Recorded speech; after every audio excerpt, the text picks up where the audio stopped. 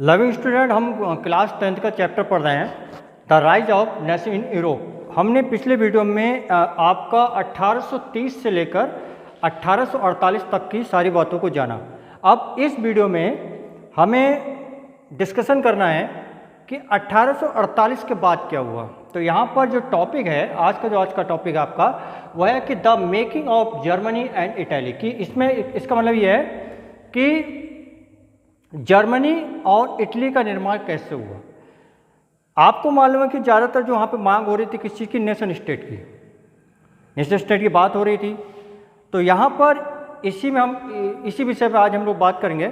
जैसे कह रहा है, after 1848 nation in Europe moved away from the association with democracy and the revolution. 1848 के बाद कई प्रकार की आपकी क्रांतियाँ हुई।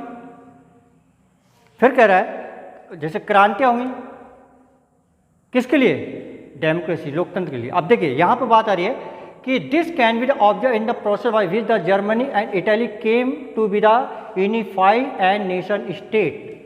मांग किस चीज़ की थी, नेशन स्टेट को बनाने की, कि हमें भी एक नेशन स्टेट चाहिए। किसको, जर्मनी को और इटली को।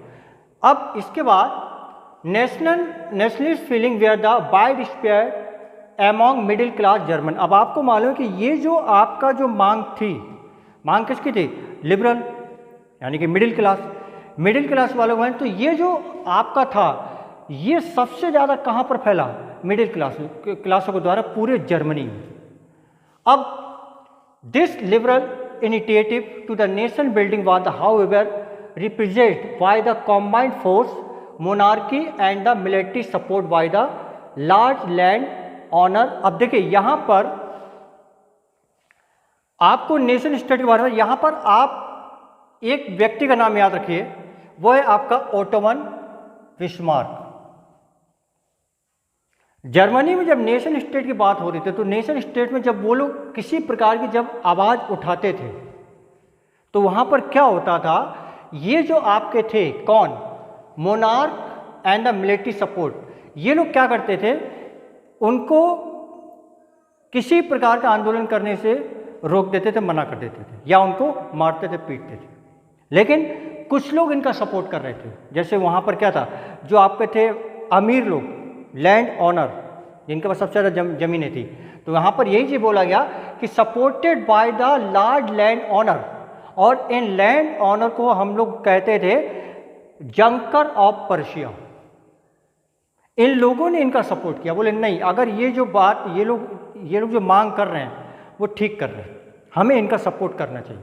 इस चीज़ को देखते हुए अब देखिए बात किसकी आई, Otto von Bismarck. Prussia took on the leadership with the movement for the national unification. उन्होंने क्या करा, एक अपने नेता चुना, और नेता चुनने के बाद वो नेता कौन था, the chief minister Otto von Bismarck. उसका नाम क्या था, Otto von Bismarck. Process carry out with the help to the Prussian army and the bureaucracy. इसने करा क्या, इसने आर्मी को भी अपने फेवर में कर लिया। किसने, ओटोमन बिस्मार्क ने। जब इसने ये सपोर्ट किया तो इस प्रकार से अब देखिए क्या होता है कि ये जो ओटोमन बिस्मार्क था, इसने 3 युद्ध लड़े। दे रहा है कि 3 वॉर ओवर 7 साल के अंदर इसने 3 युद्ध करे। और 3 युद्ध करने के साथ ही साथ वो 3 युद्ध किस किस से किए, ऑस्ट्रिया, डेनमार्क, फ्रांस। और जब इसने युद्ध किया, ended in Persian victory and the completed the process of unification. और इसकी जीत हुई, और जीत के साथ ही साथ ये जाकर आपका जो कंप्लीटली जो था वो आपका नेशन स्टेट बना। अब देखिए यहाँ पर जब नेशन स्टेट बना, नेशन स्टेट बनने के बाद ऑन 18 जनवरी 1871, 18 जनवरी 1871 को Prussian king Kaizer William first, क्या नाम है, Kaizer William first was proclaimed German emperor in ceremony head at the Versailles में एक छोटे से समारोह में एक समारोह हुआ। वहाँ पर क्या हुआ, इसको काइजर विलियम को वहाँ का सम्राट बना दिया गया, और जर्मनी एक आपका नेशन स्टेट बन गया। इसके बाद अब देखिए जो आपका जो काइजर विलियम था, काइजर विलियम की जो पॉलिसीज थी वो बहुत अच्छी थी। इसने क्या करा, कई चीज़ों को चेंज किया, जैसे the new state place the strong emphasis of the modernising the currency, banking, legal and judicial system in the Germany. ये सारी चीज़ें, सारी की सारी चीज़ें जर्मनी में बन गई। तो इस प्रकार से अब आपने इस चीज़ को समझा कि ऑटोमन बिस्मार्क साथ ही साथ आपके जंकर में, मतलब जो आपके बड़े बड़े लैंड ओनर थे जंकर, इन लोगों के सहयोग से ये जो आपका था जर्मनी जो था आपका एक नेशन स्टेट बना। इसके बाद जो आपका, ये तो हमने जर्मनी के बारे में पढ़ा। अब हम देखते हैं कि इटली यूनिफाइड कैसे, इटली कैसे बना। इटली और आपका जर्मनी, मतलब इन दोनों की कहानी सेम है। अब जैसे यहाँ पे कह रहा है कि like Germany Italy too had to the along history to the political fragmentation Italians were. अब यहाँ पर ये बोला गया कि जो आपके इटली में जो कई ऐसे आपके स्टेट्स थे वहाँ पर ज़्यादातर, मतलब यहाँ बोला गया हब्सबर्ग एम्पायर था। तो इसमें बोला गया हब्सबर्ग एम्पायर। अब यहाँ पर Italy was divide into the 7 state. Italy आपका 7 स्टेट में डिवाइड था, और इसमें से ज़्यादातर जो मतलब इसमें से जो एक ही रूल था, एक जगह थी सर्दिनिया पिडमेंट, जहाँ पर सिर्फ आपका इटालियन प्रिंसली हाउस था, इटालियन था, बाकी कहीं पर नहीं था। और दूसरी चीज़, अब देखिए हम इस डायग्राम से समझते हैं, इसको तीन भाग में बांटा हुआ था। पहला आपका था ऑस्ट्रेलियन हब्सबर्ग, दूसरा पोस्ट, और तीसरा आपका बॉर्बन किंग ऑफ स्पेन। अब इसमें इसको समझने के हम आगे देखते हैं। Italian language had not acquired one command from the heart and still had too many regional and local variation. यहाँ पर नेशन स्टेट की बात हो रही है, तो यहाँ पर क्या था कि कई प्रकार की भाषाएं थी।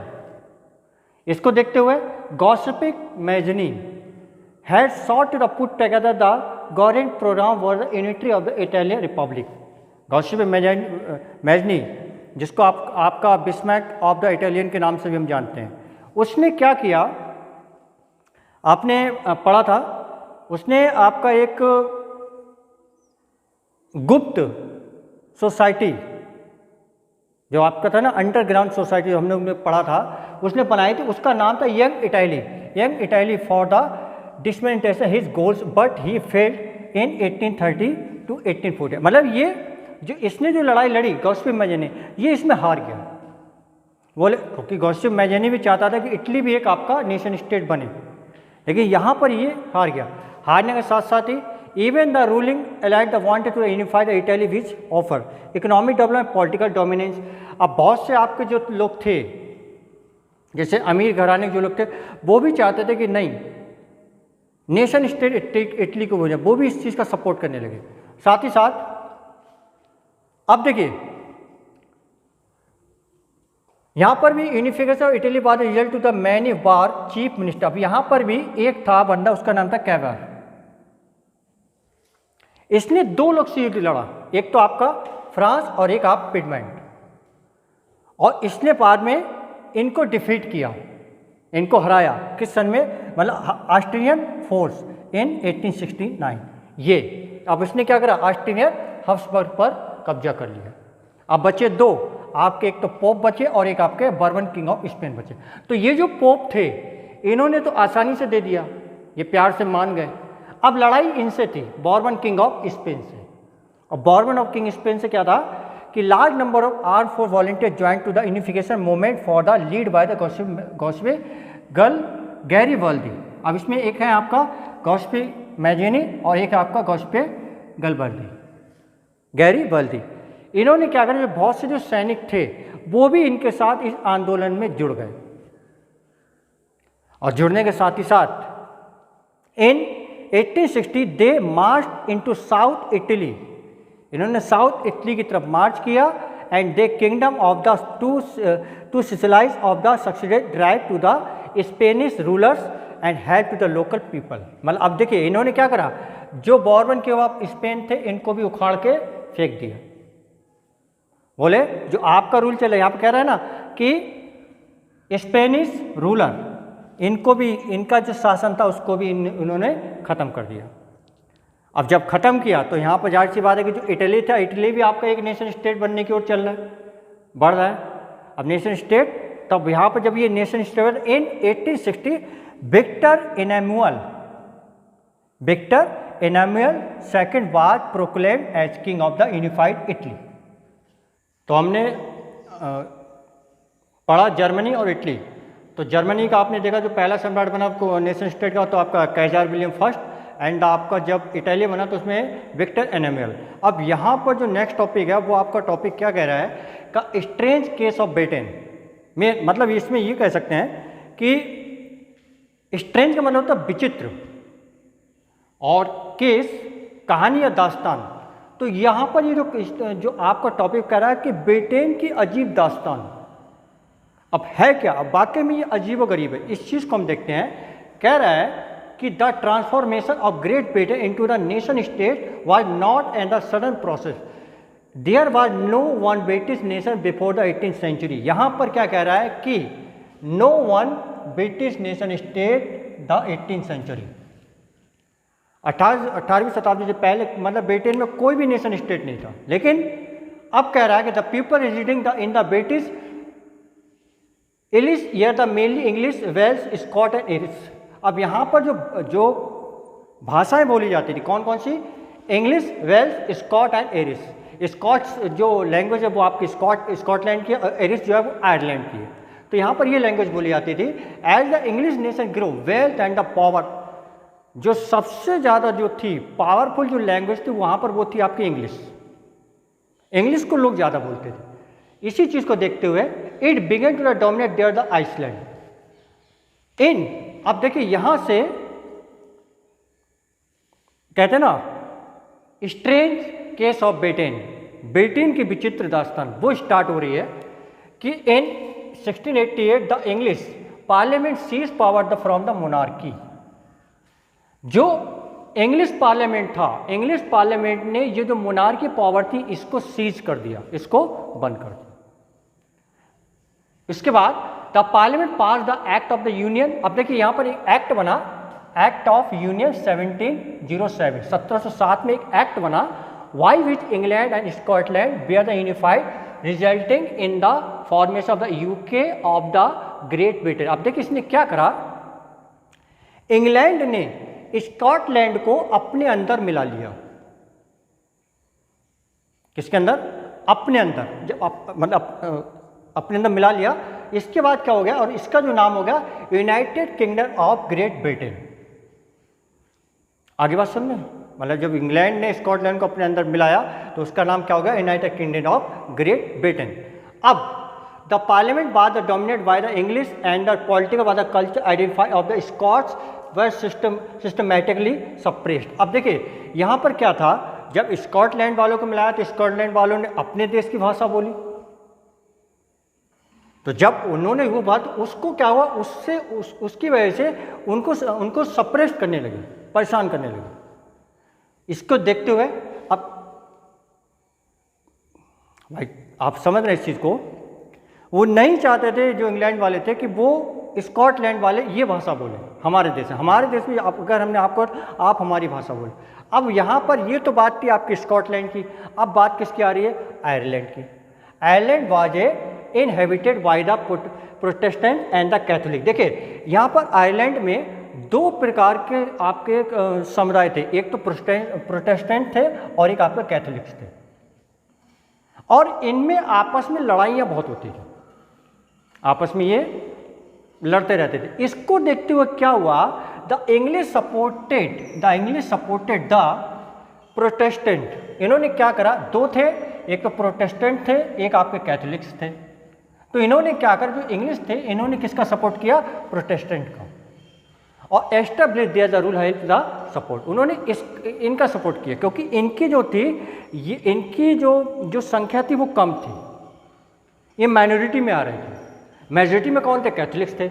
इसको देखते हुए Catholics who constitute the majority in the Ireland revolted against the British on the numbers association but bear the suppressed. अब देखिए जो कैथोलिक्स थे, कैथोलिक्स ने इनके खिलाफ आवाज़ उठाई, लेकिन वो सक्सेस नहीं हुए। अब देखिए, Ireland forcibly become the part of the Britain 1801 में फोर्सली जबरदस्ती आयरलैंड को भी ब्रिटेन में मिला लिया गया। आगे वर्षन में अब यहाँ पर क्या हुआ, स्कॉटलैंड भी आ गया और आयरलैंड भी आ गया। किसके अंदर, United Kingdom of Great Britain. पहले एक भी नेशन स्टेट नहीं था। अब देखिए अब टॉपिक क्या है, strange case of the Britain, है ना अजीब दास्तान।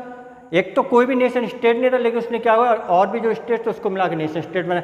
अब यहाँ पर नेशन स्टेट की बात क्यों हो रही है कि ग्रेट ब्रिटेन की जो लैंग्वेज वो इंग्लिश है। यहाँ पर क्या होगा, एक तो आपका स्कॉटलैंड है और एक आपका आयरलैंड है, ठीक है। और नेशन स्टेट का मतलब क्या होता है कि एक ही कल्चर, एक ही लैंग्वेज।